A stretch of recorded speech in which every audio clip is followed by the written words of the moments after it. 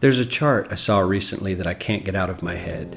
A Harvard business professor and economist asked more than 5,000 Americans how they thought wealth was distributed in the United States. This is what they said they thought it was.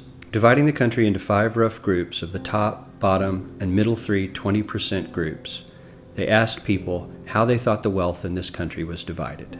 Then he asked them what they thought was the ideal distribution, and 92%, that's at least 9 out of 10 of them, said it should be more like this. In other words, more equitable than they think it is. Now that fact is telling, admittedly, the notion that most Americans know that the system is already skewed unfairly. But what's most interesting to me is the reality compared to our perception. The ideal is as far removed from our perception of reality as the actual distribution is from what we think exists in this country. So ignore the ideal for a moment. Here's what we think it is again. And here is the actual distribution. Shockingly skewed. Not only do the bottom 20% and the next 20%, the bottom 40% of Americans barely have any of the wealth. I mean, it's hard to even see them on the chart. But the top 1% has more of the country's wealth than 9 out of 10 Americans believe the entire top 20% should have. Mind-blowing. But let's look at it another way, because I find this chart kind of difficult to wrap my head around. Instead, let's reduce the 311 million Americans to just a representative 100 people. Make it simple. Here they are: teachers, coaches, firefighters, construction workers, engineers, doctors, lawyers, some investment bankers, a CEO, maybe a celebrity or two. Now let's line them up according to their wealth. Poorest people on the left, wealthiest on the right, just a steady row of folks based on their net worth. We'll color code them like we did before based on which 20% quintile they fall into.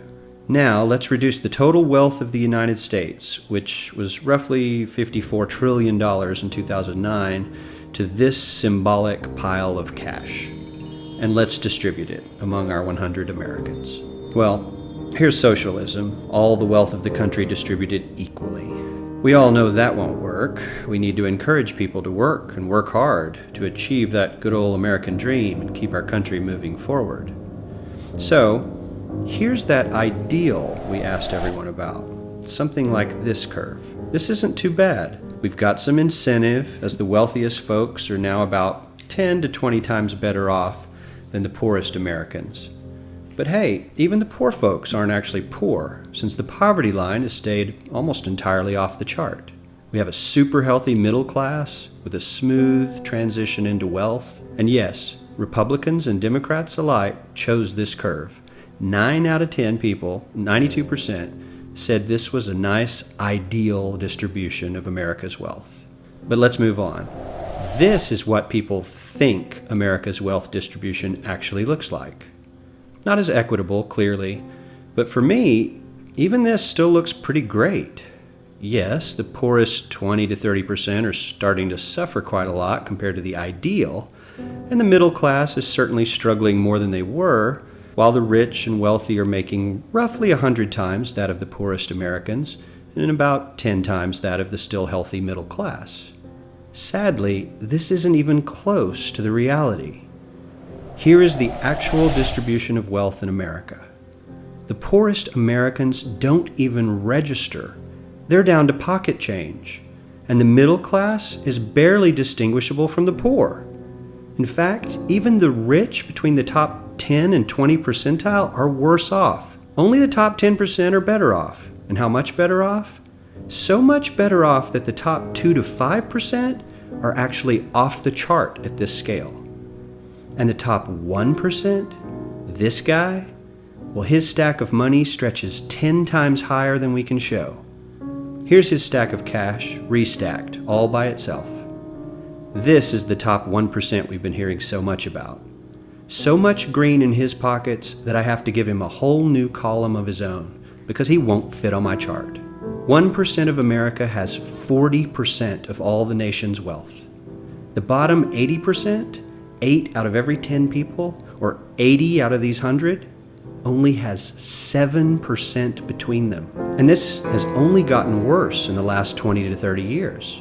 While the richest 1% take home almost a quarter of the national income today, in 1976 they took home only 9%, meaning their share of income has nearly tripled in the last 30 years. The top 1% own half the country's stocks, bonds, and mutual funds. The bottom 50% of Americans own only 0.5% of these investments, which means they aren't investing. They're just scraping by. I'm sure many of these wealthy people have worked very hard for their money, but do you really believe that the CEO is working 380 times harder than his average employee? Not his lowest paid employee, not the janitor, but the average earner in his company. The average worker needs to work more than a month to earn what the CEO makes in 1 hour. We certainly don't have to go all the way to socialism to find something that is fair for hardworking Americans. We don't even have to achieve what most of us consider might be ideal. All we need to do is wake up and realize that the reality in this country is not at all what we think it is.